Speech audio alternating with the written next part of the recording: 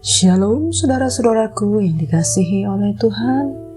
Senang sekali kita dapat berjumpa kembali pada hari ini, Rabu 3 Mei 2023. Saudara-saudaraku, merupakan kebahagiaan kita dapat kembali masuk dalam hadirat Tuhan. Kita bersama-sama menghadap kasih karunia Tuhan dengan penuh ucapan syukur. Nah, saudara-saudaraku, kita akan mendengar renungan firman Tuhan pada hari ini. Mari kita persiapkan hati kita dan kita bersama rendahkan hati untuk berdoa. Bapa kami yang di surga, dikuduskanlah namamu. Datanglah kerajaanmu dan jadilah kehendakmu di dalam hidup kami seperti di surga. Kami bersyukur ya Bapa, hari ini kami kembali datang kepadamu. Engkau terus membimbing kami, menuntun kami untuk masuk dalam rencana-Mu. Biarlah kami boleh mendengar firman Tuhan, urapi kami, kuduskan kami, sehingga firman Tuhan yang kami dengar sungguh-sungguh tertanam, berakar, bahkan berbuah dalam hidup kami.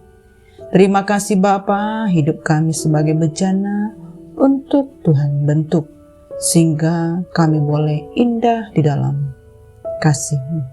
Terima kasih ya Bapa, kami percaya setiap kami yang mendengar firman Tuhan diberkati, dan hamba-Mu yang menyampaikan, Tuhan juga urapi. Terpujilah nama-Mu Bapa, kami siap mendengar firman Tuhan dalam nama Tuhan Yesus. Amin. Saudara-saudara yang dikasihi oleh Tuhan, kita akan belajar firman Tuhan pada hari ini yang berjudul rendah hati. Kita bersama-sama membuka Alkitab kita di dalam Yeremia 48 ayat 10 sampai dengan 17. Mari saya mengajak kita untuk membuka Alkitab kita dan membacanya. Saya akan membacakannya bagi kita semua.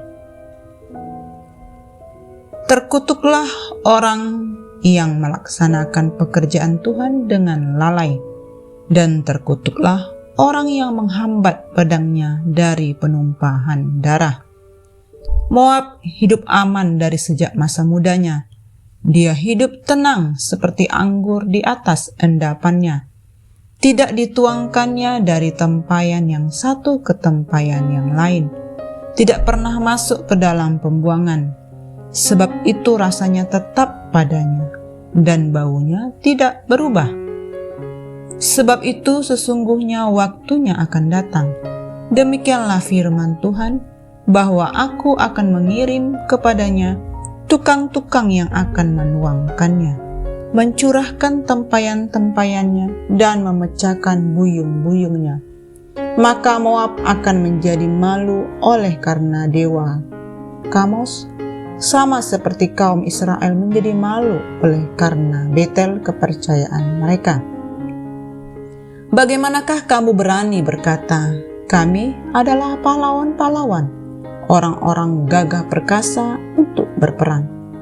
Pembinasa Moab telah maju menyerang, teruna-terunanya yang pilihan telah turun ke pembantaian. Demikianlah firman Raja yang namanya Tuhan semesta alam. Bencana Moab sudah hampir datang, malapetakanya sangat segera sampai.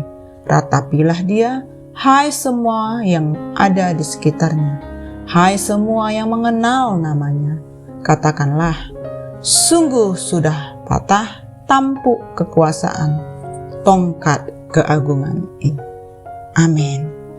Saudara-saudaraku yang dikasihi oleh Tuhan, firman Tuhan yang barusan kita baca menyatakan nubuat Tuhan yang akan menghukum Moab. Sebenarnya bangsa ini adalah keturunan Lot, yang adalah keponakan Abraham, yang berhubungan dengan putri sulungnya setelah mereka melarikan diri dari Sodom dan Gomora. Namun Moab memakai para wanitanya untuk membujuk orang Israel untuk menyembah ilah mereka. Orang Moab mempunyai kemegahan, dengan kata lain bangga, dan mereka memiliki kebanggaan dalam 3 hal. Yang pertama, dewa Kamos yang mereka anggap mengatasi ilah-ilah lain. Yang kedua, kota-kota bentengnya yang tidak akan pernah jatuh kepada musuh manapun yang akan menyerang mereka. Yang ketiga, kekayaan yang mereka miliki yang membuat mereka hidup sejahtera dan tenang. Tetapi Moab tidak menyangka ketika Tuhan menghukum mereka, ketiga hal yang mereka banggakan ataupun dalam kata lain sombong akan segera hilang. Kuasa, keagungan, dan dewa mereka hancur. Tuhan memakai bangsa lain untuk membinasakan Moab. Nah, saudara-saudaraku yang dikasihi oleh Tuhan, orang sombong tidak membutuhkan Tuhan dalam hidupnya.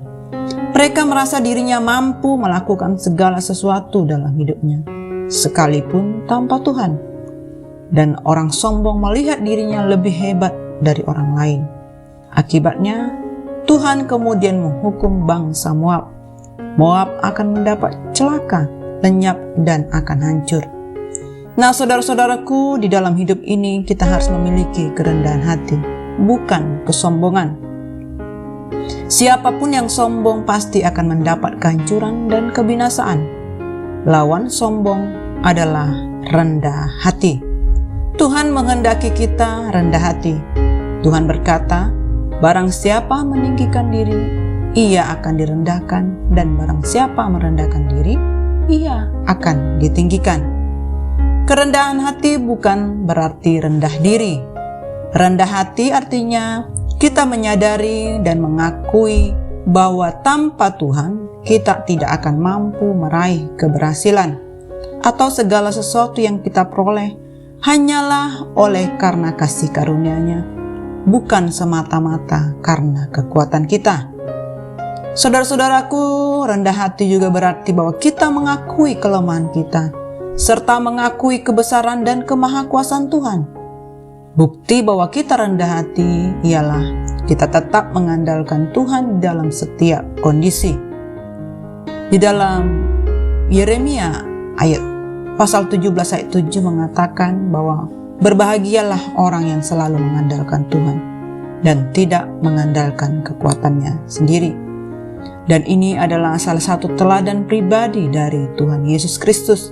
Sejak dilahirkan ke dunia, Tuhan Yesus tidak memegahkan dirinya, melainkan penuh dengan kerendahan hati dan ketaatan sampai mati di kayu salib. Sebagai pengikut Kristus, setiap kita pun harus selalu memiliki kerendahan hati. Bukti rendah hati adalah kita tetap berpaut kepada Tuhan.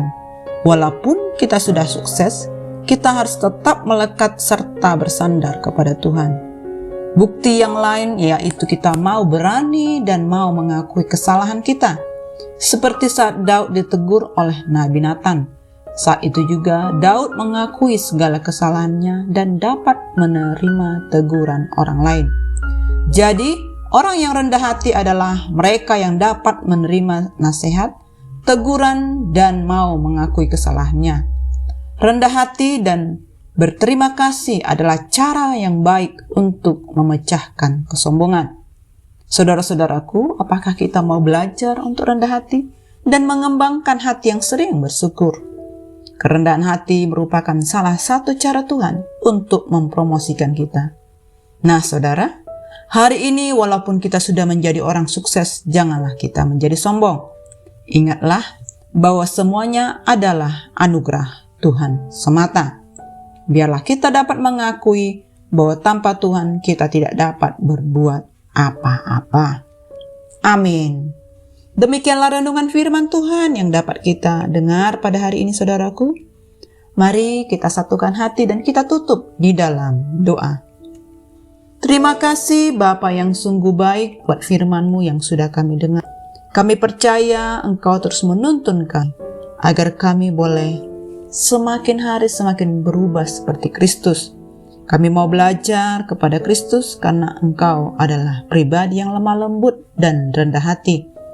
Kami percaya bahwa Engkau yang menuntun kami menjadi pelaku firman-Mu. Terima kasih Tuhan, Engkau sungguh baik bagi kami, ampuni kami, selama ini kami masih sombong. Kami bermegah dengan apa yang kami miliki, bahkan kami mungkin mengandalkan kekuatan kami, pengalaman kami. Roh Kudus, kami mau sungguh-sungguh bahwa Engkau sepenuhnya intervensi dalam hidup kami. Ambil alih dan kuasai kami. Terpujilah namamu Bapa, berkati aktivitas kami sepanjang hari ini. Kami serahkan semuanya hanya kepada Tuhan. Dalam nama Tuhan Yesus kami berdoa. Amin. Semangat pagi. Teruslah berkarya di dalam Kristus. And God bless you all.